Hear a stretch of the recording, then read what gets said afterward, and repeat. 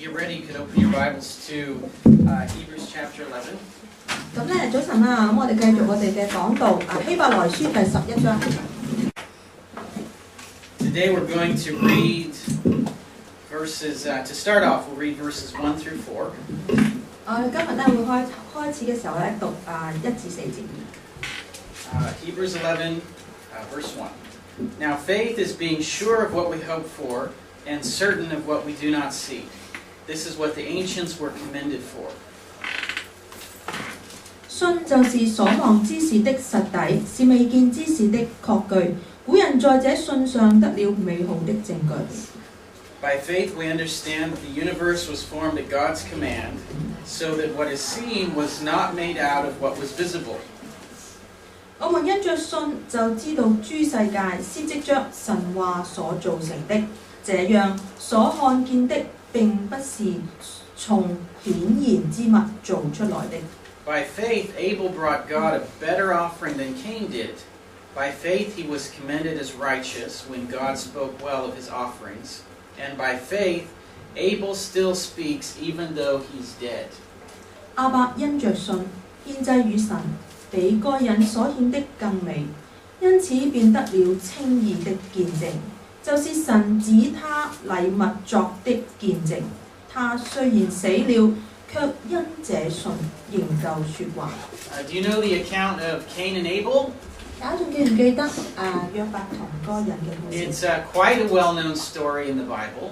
喺聖經裏邊咧，都幾為人所熟悉嘅一個故事。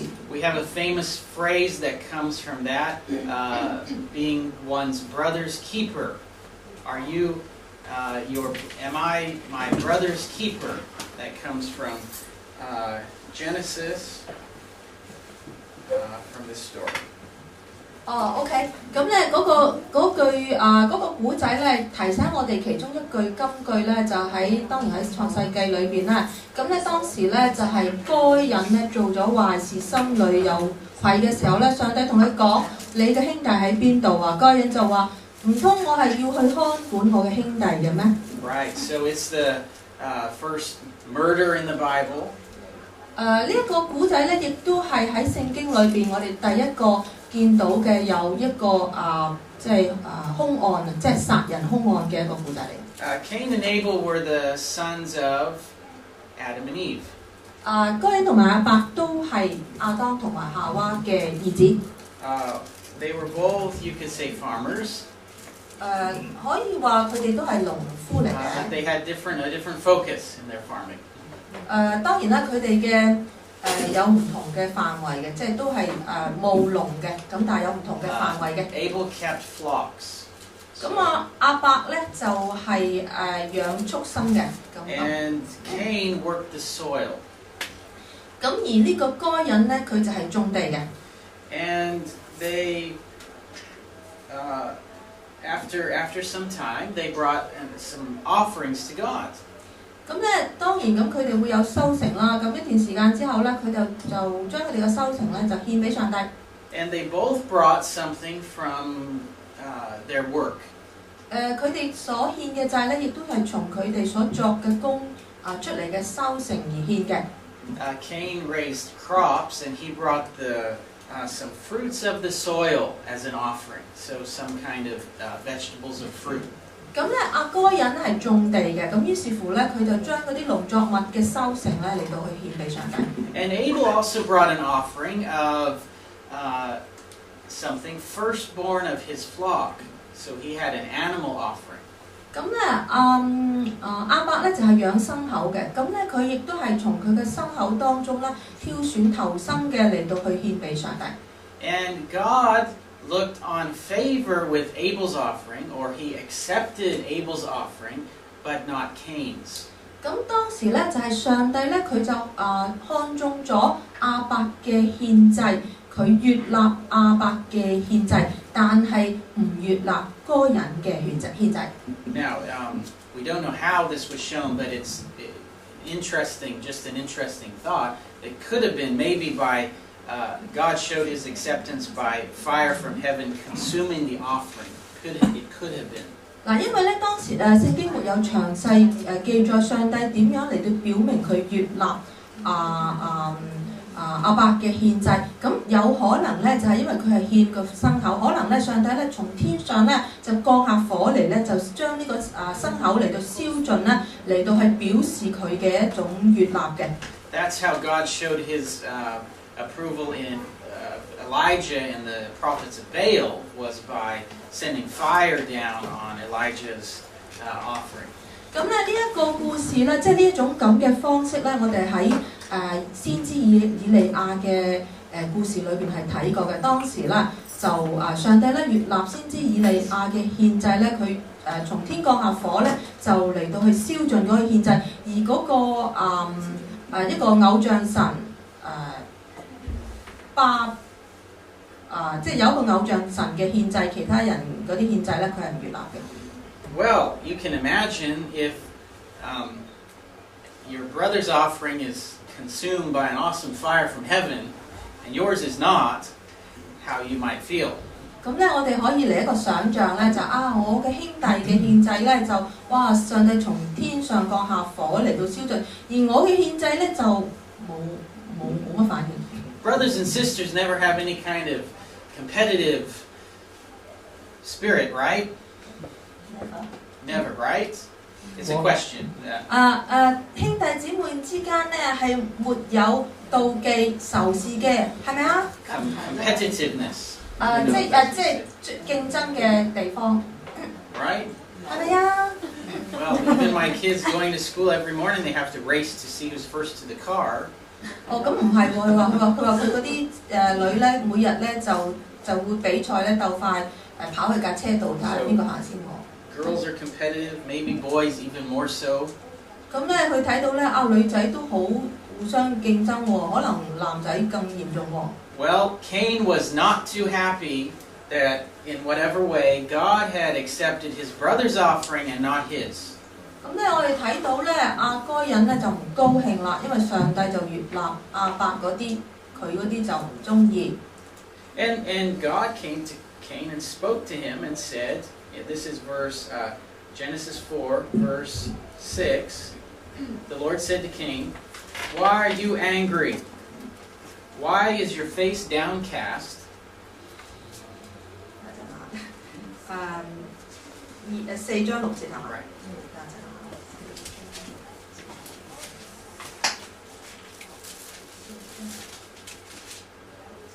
創世記4章6節，耶和華對該隱說：你為什麼發怒呢？你為什麼變了臉色呢？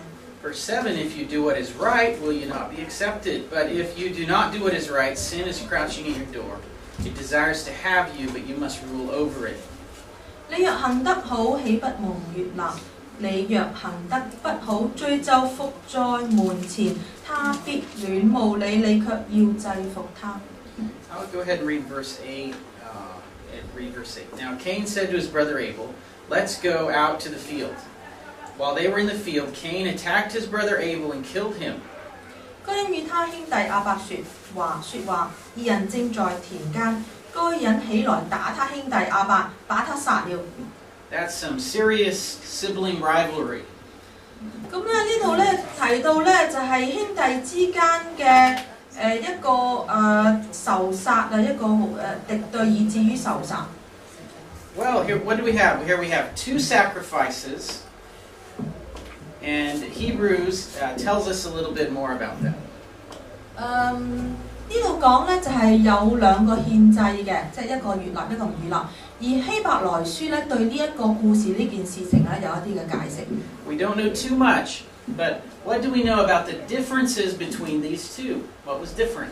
咁咧雖然佢唔係講得好多，但係佢講咗呢2個獻祭嘅有分別嘅地方。We know from Genesis that one was a offering of an animal and one was offering of some kind of crop or vegetable or fruit.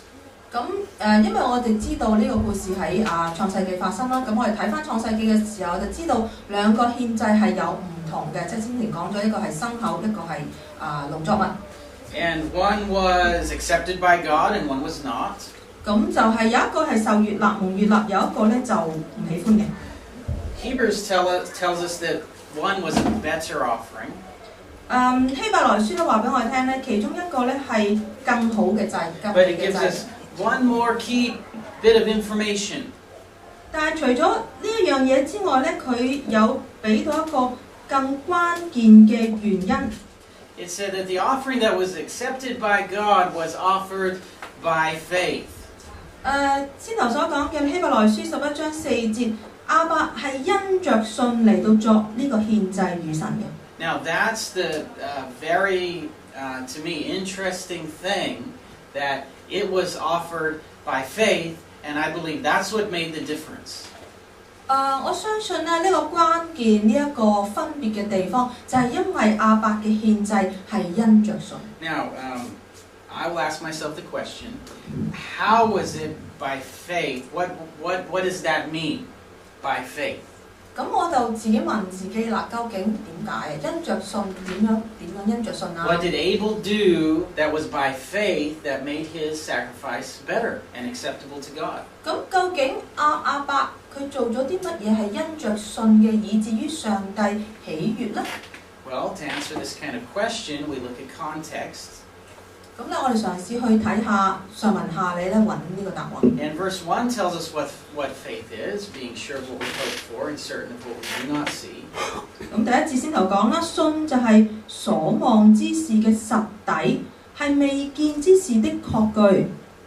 So Abel was sure of something he hoped for, certain of something he didn't see.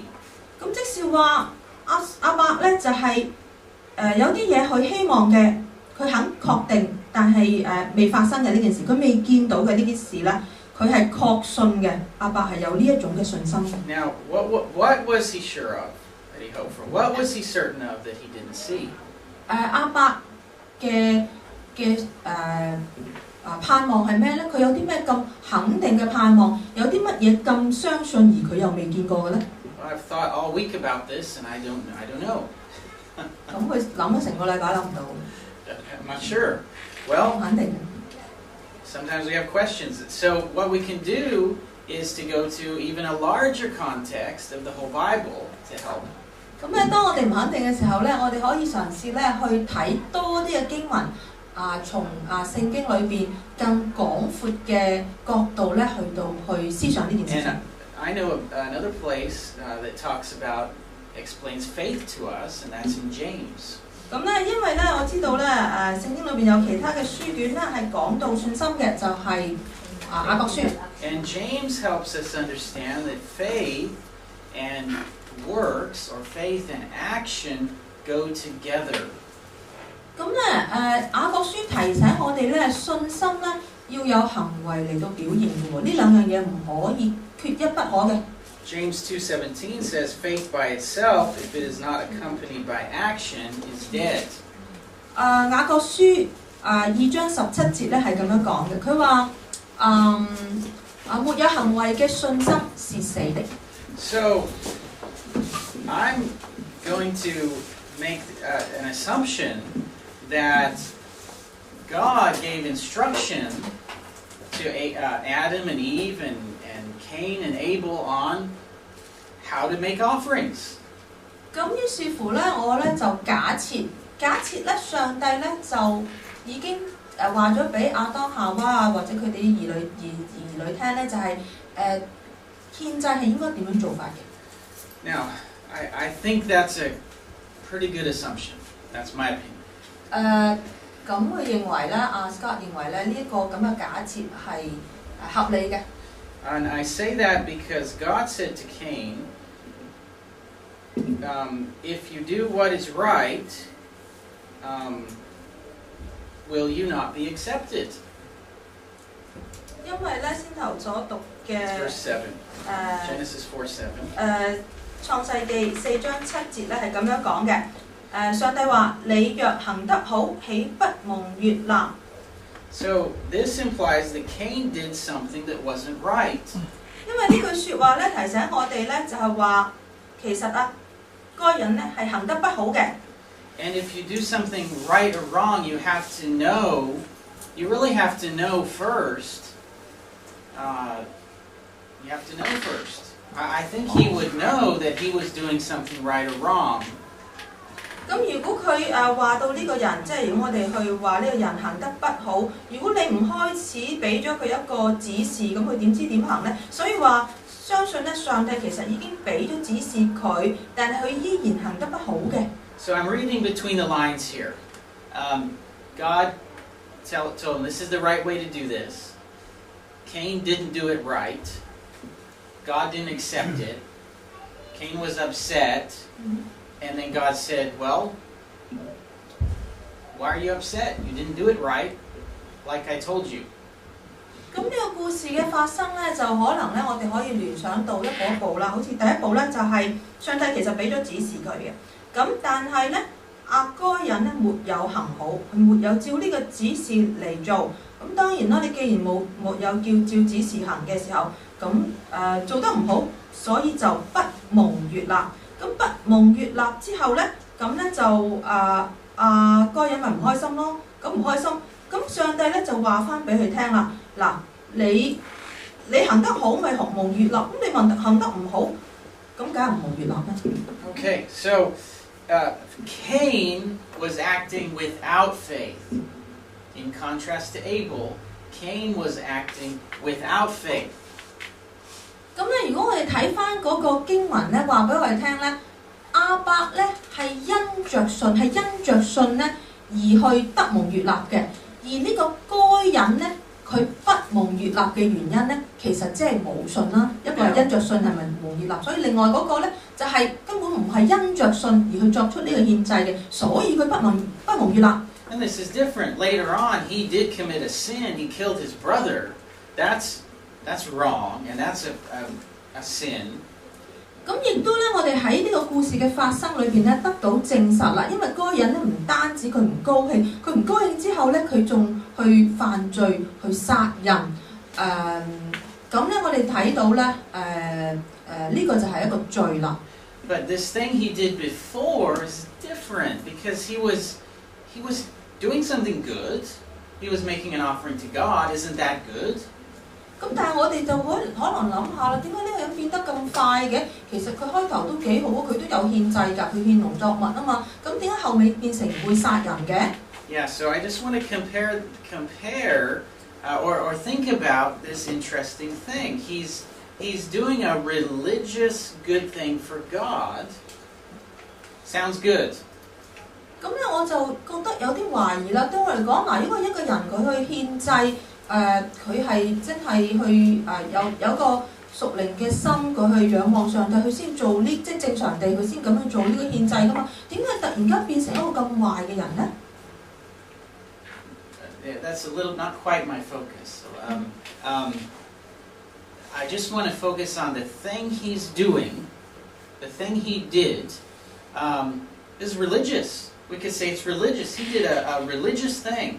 或者我哋唔好諗咁多嘢，我哋就單諗佢做嘅獻祭，佢獻咗農作物，呢樣嘢係表面係一個屬靈嘅一個行動嚟嘅。We could say Cain was a religious guy. 咁我哋因為睇到佢作呢個獻祭咧，我哋就話該人係一個仰望上帝嘅人嚟嘅，佢係虔誠嘅。Not spiritual, not faithful, but a religious guy. I don't know. 因為咧有陣時我哋就咁睇表面咧，其實我哋唔知道呢個人真正內裏係咪真係虔誠嘅，但係佢表面係做咗一啲一般人認為係屬靈嘅事情。Now, is there anyone else in the Bible that you can think of have this kind of similar situation? 咁咧，其實咧，當我哋係去睇下呢個聖經嘅時候咧，其實咧，我哋可以揾到一啲相似類似嘅情況嚟作一啲比較嘅。There's brother sibling rivalry. 以撒同埋雅各嘅一啲嘅對以掃同埋雅各一啲嘅對比。Anyone offer a sacrifice to God that wasn't accepted? Saul. I'm thinking of Saul, King Saul. 咁咧就另外有個古仔咧，就係掃羅王啦。掃羅王咧佢就有啲獻祭嘅，但係上帝唔悅納嘅。Yeah, that was in 1 Samuel 13. I'm not going to read, but just that was in 1 Samuel 13. 咁咧就記載喺撒母耳記上13章。And Saul was supposed to wait for Samuel to come and do the sacrifice. 咁咧事情咧就係當時咧掃羅王咧係需要等待撒母耳，先知撒母耳嚟到咧，佢先去作一個獻祭嘅。Samuel was late. 但係撒母耳先知撒母耳遲到。And Saul got worried. 掃羅王咧就開始擔心。He was even afraid. 甚至乎好驚。And so he went ahead and he did the sacrifice. 咁咧佢就唔理3721，自己走去做獻祭。And right after he did it, guess what? Then Samuel came. 咁佢一做完咧就咁啱，即刻做完咧，撒母耳即刻到。And Samuel said, "What have you done?" 撒母耳話：你做咗啲乜 He 嘢？ didn't say, "Oh, this is okay. I'm glad you stepped in for me." No.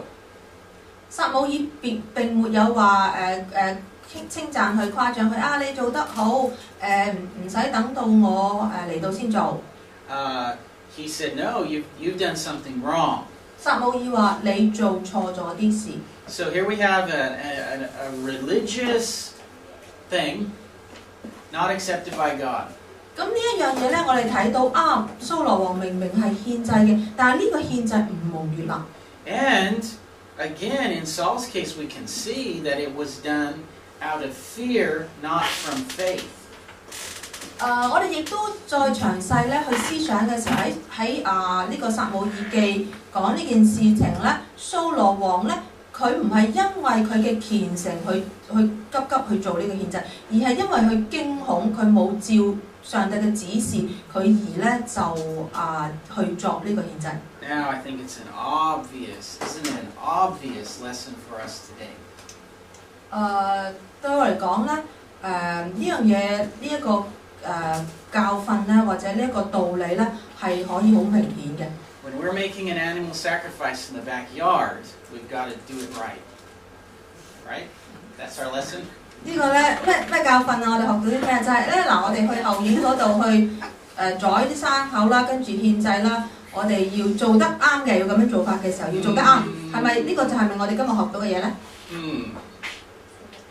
？No, exactly. But we do religious things today. We worship God today. We do things as part of our faith today. 咁當然唔係啦，先頭嗰啲講笑。咁但係我哋事實上，我哋今時今日嘅基督徒，我哋有唔同嘅宗教嘅活動咧，嚟到去表現我哋嘅虔誠，嚟到去表現我哋嘅信心。And from the outside, people may look at us and say, "Oh yes, he or she is a religious person." 咁咧，可能啲人見到我哋所做嘅嘢咧，就會話呢個係好屬靈嘅虔誠基督徒，會咁樣見到我哋做嘅嘢會咁樣講。He goes to church every Sunday. 佢個禮拜日都上教堂嘅。I see him at Café de Coral praying before he eats. 我喺大家樂撞到佢食飯食嘢之前咧有祈禱嘅。Gives an offering. 我 A 知 financial offering to the church. 我知道佢有獻金錢嘅祭嘅。He's a religious guy. 咁咪證明佢係一個虔誠嘅人咯。Right. So now, you and I may be like that person. 咁可能咧，你同埋我咧都係一個咁樣嘅人嚟嘅。But there's a big question we have to ask: Are all of those things we're doing, are they actually accepted by God or not? 咁但係咧，今日所學到嘢咧，我哋就要問下自己啦。我哋嗰個教訓就係、究竟我哋做呢啲嘢，係咪每一樣嘢都為神所悅納咧？ And the answer, the way we might answer that is to say, it depends on whether we're doing those things in faith or not. 可能咧，我哋可以咁樣嚟問我哋自己，究竟我哋做呢啲嘢係咪因着信而做咧？ Are we giving an offering because we're afraid if we don't give an offering, God will make us miss the bus? 咁咧，如果我哋去獻金錢嘅祭嘅時候，我哋係咪因為好驚？死啦！如果我唔獻，我唔作呢個金錢奉獻嘅時候咧，上帝唔祝福我㗎，咁我就追唔到巴士㗎啦。Do we come to church just out of pure habit? 咁譬如我禮拜日返教會，禮拜日都冇得好做啦，咁即係慣咗啦嘛，慣咗唔做唔得噶嘛，係咪咁咧？ That's not exactly faith. 呢啲似乎唔係因着信喎。Right, so we do lots of things, and we have our kind of way that we sacrifice and give offerings to God, and we have religious activities, but does it mean we're righteous or not? Are we righteous? Are we religious but not righteous? 我先頭咧都提過咧，我哋有好多唔同嘅宗教活動嘅，好似禮拜日上教會啊，或者我哋作11奉獻或者其他嘅金錢奉獻啊，即係呢啲嘢咧都係對其他人嚟講咧，表面嚟睇咧，呢啲嘢係一啲屬靈嘅行為，呢啲係啲虔誠嘅活動。咁但係係咪我哋實質真係有公義嘅心嚟到去行呢啲嘅事咧？ But it could get even worse. 咁甚至乎咧可以係仲差啲嘅情況。 If you come to church just out of habit, well, that's not faith, but it's not really the worst thing. 當然啦，我哋慣咗喎，星期日唔返教會冇乜地方去，咁呢個未必係去到咁差嘅情況。 2 chapters later in Samuel, Saul makes another sacrifice. 咁咧先頭講到撒母耳記上13章啦，再過多2章咧，就蘇羅王咧再有一個獻祭。 And this time, he's really in trouble. 咁呢一次咧，佢就真係好大劑啦。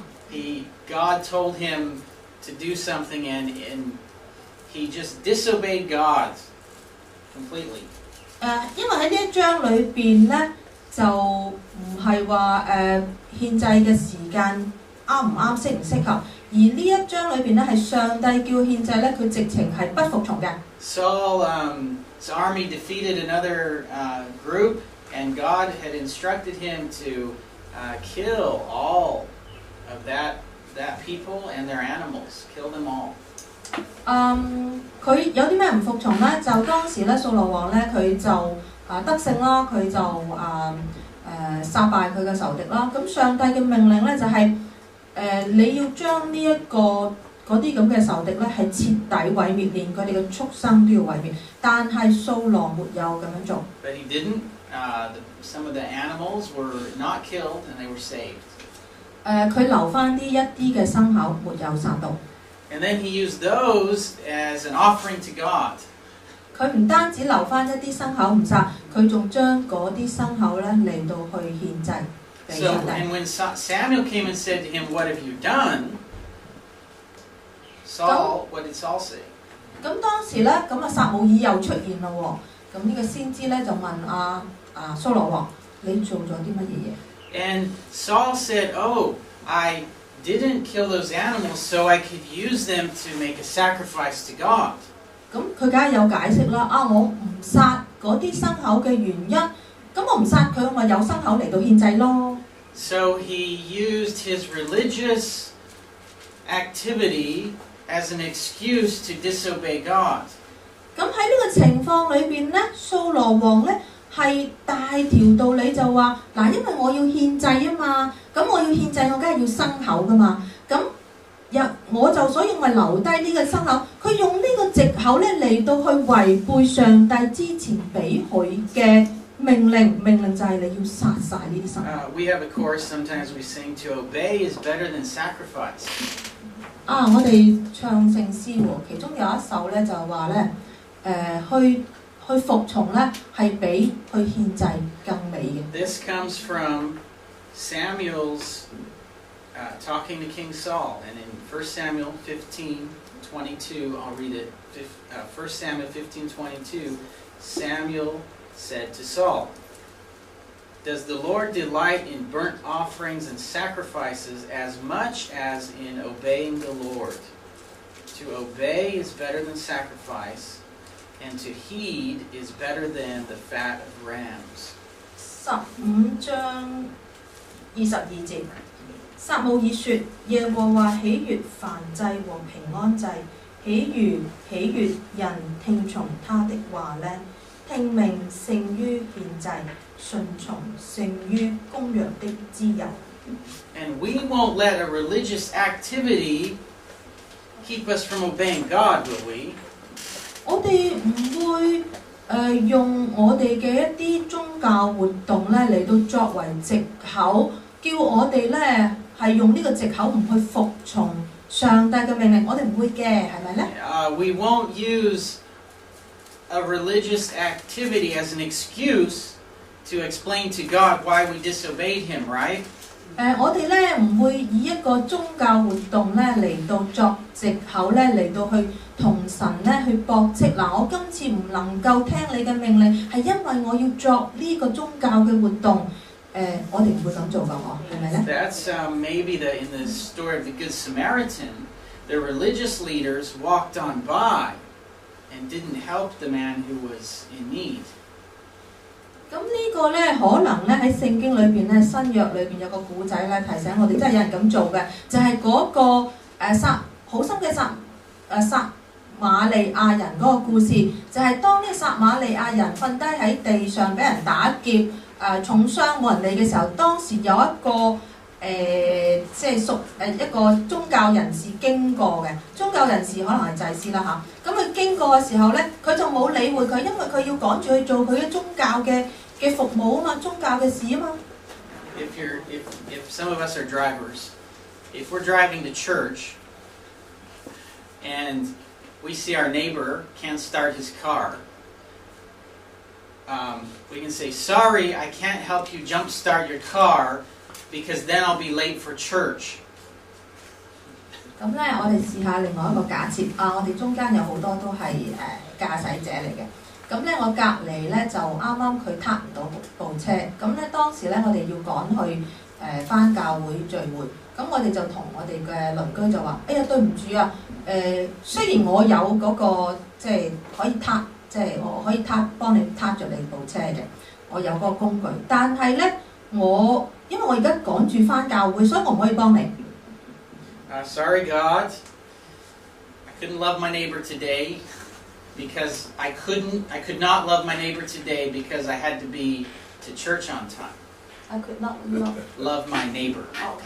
咁咧，我當時就同上帝講啦，就話對唔住啊，上帝，我今日暫時唔可以愛我嘅鄰舍，因為我要趕住返教會嘛。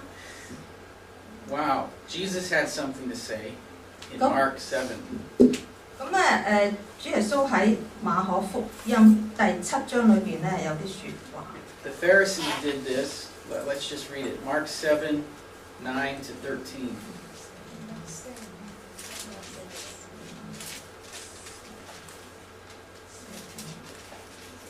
Okay, yes. And he continued.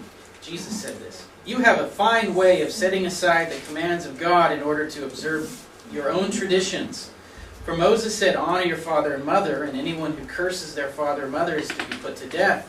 But you say that if anyone declares that what might have been used to help their father or mother is devoted to God, then you no longer let them do anything for their father or mother.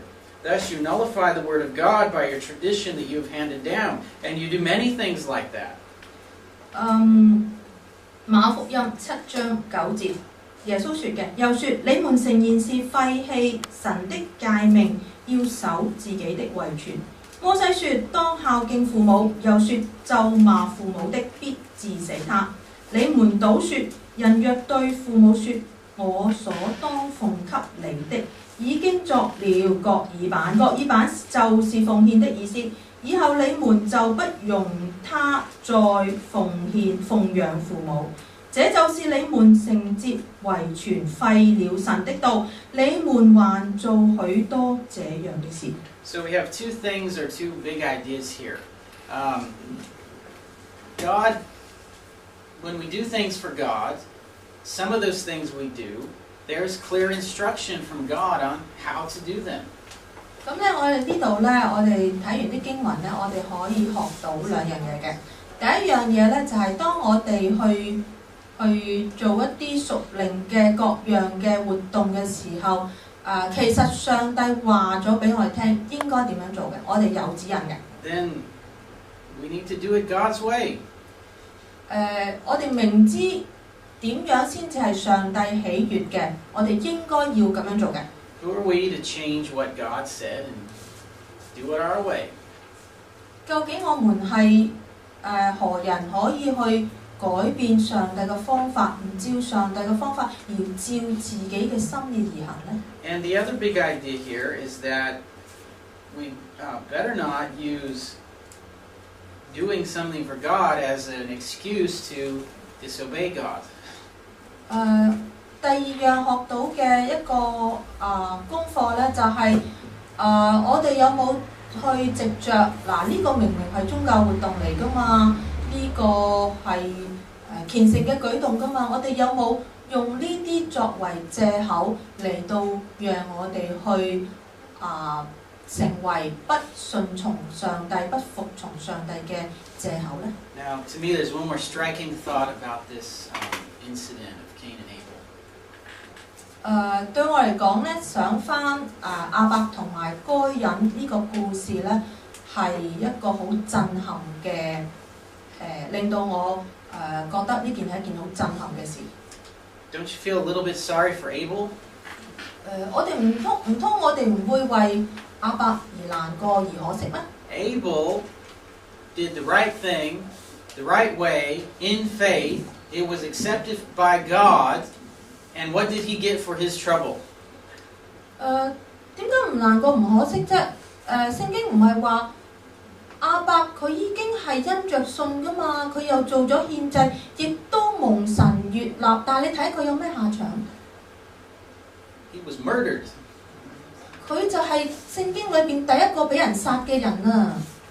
Oh yeah, he has the honor of being the first person being murdered. 佢俾人謀殺，甚至乎咧佢得到呢一個咁嘅尊稱咧，因為佢係第一個俾人謀殺，好容易記啊。Sometimes we're surprised when we've done everything right. We've done something God's way. We've done what God's asked. We've done it God's way. We've acted in faith. And as a consequence, we suffer. 咁咧，但係因為我哋咧可能有咁嘅經歷，就係我哋試過咧，我哋係因着信㗎，我相信咁樣做係上帝悅納，我真係咁樣做咗嘅。但係我哋做咗之後咧，我哋得到一啲唔好嘅後果，我哋遇到一啲唔好嘅後果。And then we want to find a lawyer and take God to court and sue him.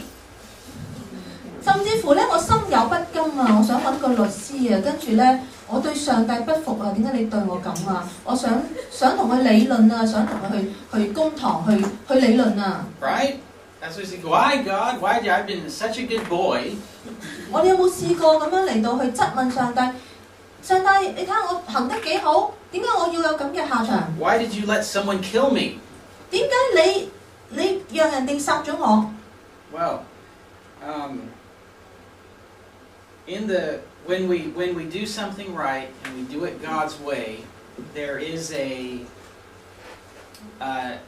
natural sort of blessing. 如果我哋係因着信去行神悅納嘅事情嘅時候，我哋會有一啲好嘅回報。We are what we've done is accepted by God. 呢樣嘢係上帝蒙神所悅納嘅。We may be commended as being righteous. 單呢樣嘢咧，令到我哋可稱為義。From God, we have the approval and the acceptance. 從神而嚟，因為所講嘅係神嘅悅納。That's a sort of immediate blessing, reward that we have. 對基督徒嚟講，呢個係即時嘅一個獎賞，呢個係一個即時嘅一個祝福。But living in this world, there's evil and sin, and being good may attract some bad attention. 但係喺呢個世代裏邊，你行好人做好事，可能係好心做壞事，因為你會帶來招來妒忌，招來一啲壞人咧對你咧係特別留心。Evil hates good. 因為正邪不兩立，邪惡永遠咧就係討厭正直公義嘅人。Now, Abel faced sort of a bad end. 我哋睇到點解咁講啊？就攞亞伯嘅事件嚟講，亞伯咪就係做好人，跟住冇好報咯。And if you could sort of see into your future a little bit and could know what your good action is going to bring you in this life, and it's a bad end, what would you do? If you could have your fortune told, and I say I'm going to do good and be good, and some bad guy is going to kill me for it, what would you do? 嗱，如果咧我哋咧係有呢個水晶球嘅，我哋睇到未來，能知未來嘅，嗱我哋明知咧呢件事咧就係上帝悅立嘅，係上帝指示我去做嘅，我去做，但係我哋睇到之後咧就會有壞人咧嚟到去唔中意我哋做呢件事，甚至乎咧有壞人咧嚟到去殺我哋嘅。Well, we can't. We don't have a crystal ball. We can't. And here we come back to where we started today. We live by faith. 當然啦，呢啲我係講嘅啫，我哋大家都心知肚明，我哋點可能有水晶球？冇人會能知未來。但係我哋講翻我哋今日嘅主題，我哋嘅主題基督徒嘅生命係要因着信。Now Abel has his good reward. Now. 我哋睇到亞伯嘅獎賞，而家我哋睇到。He died a bad death on this earth, but he has an eternal reward. 我哋睇到約伯咧就死於非命，喺地上嘅時候死於非命，但係我哋睇到佢得到永遠嘅獎賞，佢得到永生嘅回報。And if you are certain of what you don't see, if you are sure of what you hope for in this faith, then you will live your life as in God's will, no matter what the consequence. 如果咧我哋就係先頭第一節所講，所望之事的實底，我明知嗰件事情發生，我知道我哋嘅希望係乜嘢嘢嘅，但係呢個希望未來臨嘅，我哋相信我哋眼睛未睇到嘅嘢，我哋肯定呢件嘢雖然未睇到，但係佢會發生嘅。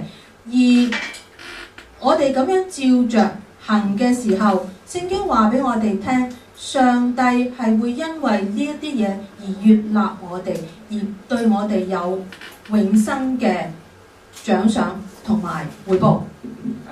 Jesus knew that he was going to be murdered because he was good. 主耶穌咧，佢知道佢喺未上十架之前，佢一早就知道佢點樣行好事，佢點樣去做好人，佢都係要上呢個十字架嘅。But he still acted and lived in faith according to God's word. 但係主耶穌佢冇因為咁樣而害怕，冇因為咁樣而退縮，佢照着因着信去行天父嘅旨意，去作神所悅納嘅事情。And he's our example that we remember in communion. 主耶穌就係我哋等會息間需要去領聖餐擘餅所紀念嘅嗰一位。